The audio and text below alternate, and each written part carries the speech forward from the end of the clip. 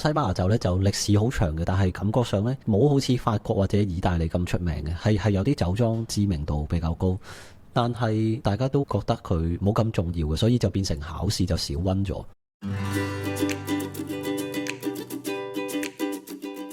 睇西班牙酒呢，我哋就可以同法國一樣咁理解，要睇翻佢個 region 喺邊啦。佢哋有分3個唔同嘅氣候嘅。考試嘅時候，我哋就要睇唔同 region 去答啦。第一個呢，就係北部同西北部啦，呢邊呢，就靠近葡國嘅，咁咪靠近海邊少少，所以呢，呢個大西洋就會帶嚟一個降雨量非常之大噶啦。咁啊，同西班牙中部或者地中海嘅氣候呢，係爭好遠嘅。你可以睇下呢張圖啦，就係呢個綠色嘅地方，沿住呢個大西洋。咁大西洋呢，就係波爾多嗰個地方啦，所以其實呢，你可以就咁去理解呢，同波爾多個氣候呢都有啲相似嘅。咁啊，舉個例子啦，好似呢個地方咁 Rioja， 咁啊好彩呢，佢就比波爾多多咗一啲山喺側邊，咁呢就可以擋咗一啲嘅雨量，令到種植提子呢相對地容易嘅。咁第二個啦咁就係加泰嗰邊啦。加泰一直落到去南邊嘅話呢，就係都係地中海，接近住地中海嘅呢個地方呢，就越嚟越靠南嘅話呢，就會越嚟越熱嘅。咁如果你有睇翻之前嗰啲影片嘅話呢，你應該都會知道地中海氣候呢，就係夏天呢係唔多落雨嘅，咁造就到個太陽係比較多少少，所以呢，葡萄酒呢就會比較成熟，酸度就比較低。咁喺呢個位置啦，西班牙嘅東北邊啦，一直沿路落去呢啲呢都係靠近地中海嘅位置。即係我啱先講啦，呢個加泰羅尼亞其實就係巴塞嗰個位置嚟嘅。咁巴塞有巴塞嘅球隊啦，咁又係好多人旅行嘅地方啦。特別係呢，我聽講啲英國嘅朋友呢，佢哋即係夏天啊或者嗰個時間都比較凍噶嘛，一放假嘅時候呢，佢哋就會落西班牙噶啦。因為西班牙呢又係喺歐洲，個距離又近，但係呢又暖好多。咁當然你話法國南部啊、意大利嗰啲都會去啦，但係西班牙呢都係一個比較平嘅地方嚟，所以都會考慮去呢個地方。咁仲有一個呢，就係 Meseta Central， 咁其實同呢個法國中部咁又有一個中部嘅有個咁嘅高山喺度，咁俾啲山去包圍住。咁呢個其實呢，就係馬德里嗰附近嚟嘅。呢個地方呢，就係比較乾少少嘅，但係因為喺山上邊呢，所以呢就會比較涼爽啲啲，就並冇地中海話真係咁酷熱咁誇張。好啦，所以你可以睇到啦，嗱呢張圖會見到圈住中間馬德里啊，中間圍住嗰堆呢，全部都係一個山嚟嘅。馬德里啊嗰啲地方呢，夏天都會好熱嘅，有陣時我哋會睇到啲人話熱死啊，西班牙各樣嘢，就會係中部或者南部多啲。北部因為接近海洋嘅關係呢，就會少啲呢啲事嘅發生。西班牙如果你唔係好熟，少接觸佢哋嘅嘢，甚至乎香港少西班牙菜都好呢，你可以幻想下數幾年前啦，佢哋仲有西班牙打比嘅就係 C 朗同埋美斯啊，咁就係呢個國家。其實旅遊嚟講呢，就冇法國咁多人去噶啦，咁但係足球啊嗰啲各樣嘢或者嘢食啊嗰啲都會比較出名。哇！你睇朗拿度射入咗呢球12碼，幾開心啊！朗拿度個樣都唔同嘅，變咗隻派。唔該。西班牙葡萄栽培嘅挑戰同點樣去應對，我係少有咁樣放咗3個喺度，很重要必看咁樣啦。除咗西班牙北部係明顯落得多雨之外啦，其他地方都係炎熱同缺水嘅。咁呢，即係意味住呢，就係毛菌發生嘅機會率呢就會比較低。咁但係呢，佢哋就會好多時候係嚴重咁樣唔夠水噶啦。咁應對嘅策略係啲乜嘢嘢呢？考試嘅時候呢，我哋經常都會要去回答呢啲嘅問題嘅。因為譬如波爾多落得多雨，咁應對策略係乜嘢呢？譬如澳洲落得少雨或者加州落得少雨，咁應對嘅策略係啲咩呢？你就要必須去 group 埋呢啲嘢一齊去溫啦。咁好似喺西班牙呢，就係低密度種植啦，同埋灌木嘅形式修剪啦。低密度嘅種植就係分開啲葡萄藤多啲分開可能每公頃呢，淨係種1000株。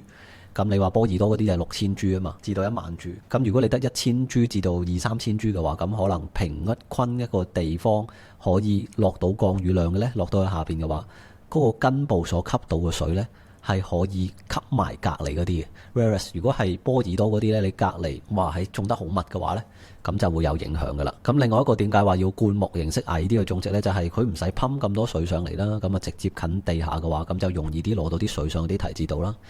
下一個呢，就係為葡萄遮陰以避免暴曬啦，即係譬如好似我哋呢啲咁嘅所謂黃種人或者一啲歐洲人呢，佢哋係會比較怕暴曬嘅。咁我哋有陣時候去一啲好熱嘅地方，泰國或者就會防曬啦。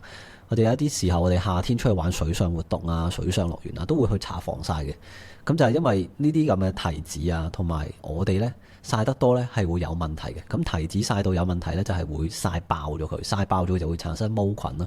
咁又係會降低嗰個產量嘅。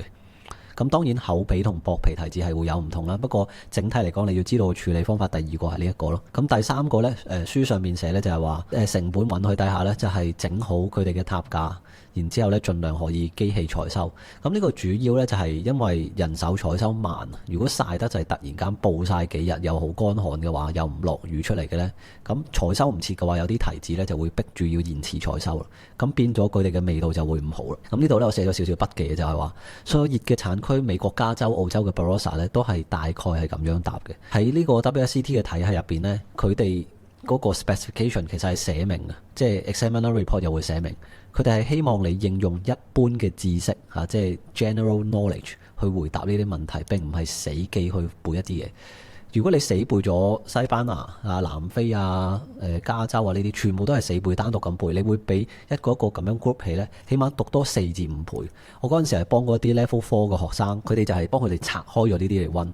然之後呢，佢連去上堂嗰啲呢，佢都覺得冇咁有用，覺得我咁樣幫佢拆開嚟溫呢，就幫助佢哋合格。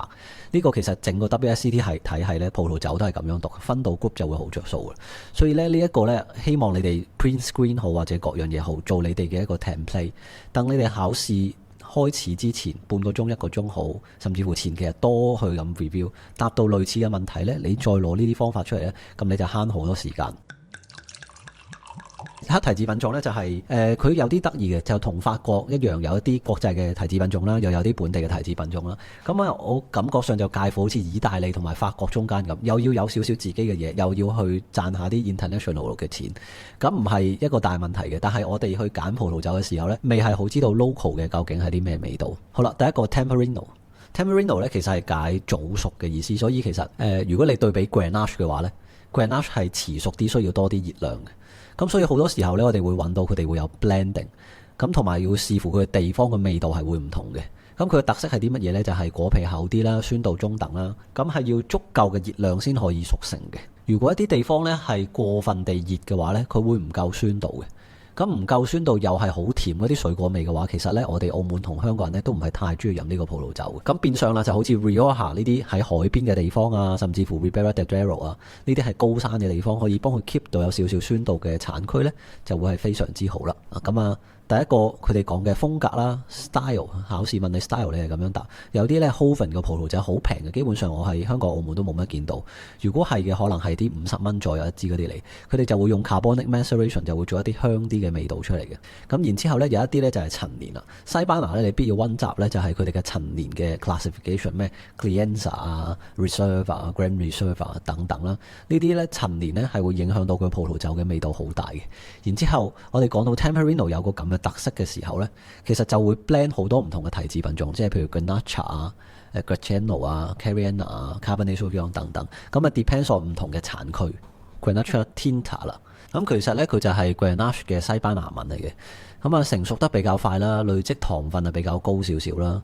所以基本上呢，生產出嚟如果 single varietal 嘅話呢，佢就會係比較高酒精度嘅。咁所以呢，有陣時候呢，佢哋呢就會有啲 tricky 嘅，因為呢個葡萄酒呢，佢通常個酸度又唔係咁高。咁但係一早採收嘅話呢，佢酸度又喺度，酒精度又低翻嘅話，再加上佢皮比較薄嘅話呢，就非常之適合做 rosé 嘅。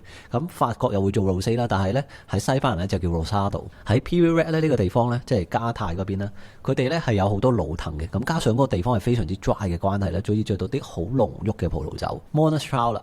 咁其實呢，呢個就係 Mourvedre 嚟嘅，即係 Châteauneuf-du-Pape 嘅 GSM 嘅 M， 咁係屬於內旱嘅提子品種啦。跟住呢，佢係我感覺上我飲過好多 single varietal， 其實佢唔係幾容易生產到好高嘅酒精度出嚟。如果佢同 Grenache 一齊種喺隔離嘅話，佢可能係得13度酒精度，但係 Grenache 已經飆咗上15噶啦。所以呢，佢哋好常都會咁樣 blend 埋一齊呢，令到葡萄酒嘅酒精度冇咁高。最出名嘅地方呢，就係 Jaca 同 Humilla 啊，呢個呢。我自己感覺上呢係澳門間中會見到嘅，香港間中都會見到嘅，但係咪話真係好啱我哋口味呢？我覺得唔一定嘅，因為佢有一個 savoury 嘅 character 喺度呢，唔係話個個人中意，而且呢，佢係好 rich 得嚟，又有好多單寧，酸度又唔會話好高咁樣。咁但係呢，如果做一個 blending partner 嘅話，即係加落去 GSM 嘅 M 度啦，呢度都會加嘅，喺西班牙，咁就會令到葡萄酒多咗一啲 spices 咁嘅味道啦。即係其實就好似我哋整一個牛扒落啲鹽，但係點都要落少少 rosemary 落去嗰個感覺，佢始終可以帶到少少咁嘅味道，即係同埋波爾多嗰個 Petit Verdot 都一樣，嗰個效果都係差唔多。好啦，跟住有 Greciano 啦、Cariana 同 Mencia。Greciano 咧我自己係幾中意，我真係特登買嗰支 Greciano 翻嚟，感覺上咧佢係好熟嘅紅果，但係未去到好黑果嘅，跟住個單寧又喺度，但係係好 fine 嘅，跟住仲可以 keep 到有唔錯嘅酸度，所以咧我自己係即係中意一啲 blend 咧係加少少呢啲 Greciano 落去，令到佢個葡萄酒係 lively 啲。Carry on 啦，Carry on 咧喺西班牙文就叫 Carena 啦，其實咧係要老藤先好嘅，特別係 Puy Red 嗰邊咧，佢就會比較多呢啲 Carena 嘅葡萄酒，咁就會令到除咗 Grenache 之外咧，因為 Grenache 有陣時我哋飲得太輕，加咗佢落去咧就會 rich 少少、濃少少。咁咧整體嘅結構感咧係會非常之好。第三個呢個提子品種咧叫 Mencia。Mencia 之前咧有同啲香港嘅 Master Wine 同學咧盲品過，係有一位同學帶過嚟啦，另外又有一個 Master Wine 帶過嚟啦。咁試過幾次，其實咧總共就有兩個風格嘅，其中一個咧就係低酒精12.5啊、13度啊，咁嗰啲咧有啲似 Cab Franc 或者 Herbals 啊，酸度又比較高少少啊咁。但係咧有陣時候咧佢 late pick 去到14.5度甚至乎15度咧就好 rich 好 smoky， 跟住好多黑果，成支酒係好濃。所以其實咧 Mencia 嘅可塑性係非常之高嘅。而家喺外國即係歐美嘅地方咧，呢個提子品種係賣得比較好。白提子品種咧其實整體嚟講咧比較特別嘅。咁佢哋嘅問題都係同一個問題，就係比較難去拎到個酸度翻嚟咯。當然你話近葡國嗰個 Ria Bisis 咧，佢嗰度係可以做到有唔錯嘅酸度嘅，但係唔會話啲超級貴嘅嘢咯。Verdejo 係好似 Sauvignon Blanc， 曾經有一次喺呢個 MW 嘅 tasting 盲品入邊咧，佢擺嗰支Chardonnay， 跟住擺嗰啲 Verdejo， 跟住擺嗰支 International Blend， 我就諗係法國啦，因為我諗Chardonnay 有可能係嚟自 Burgundy 暖啲嘅地方，好似 Macon 啦。咁 Sauvignon Blanc 唔使諗啦，有機會係呢個波爾多啦，熟啲啊嘛個感覺。然之後International Blending，from anywhere 啦，可以係 Cab 嚟嘅感覺上，波爾多都有呢個可能。係點知一出嚟咧係西班牙嚟？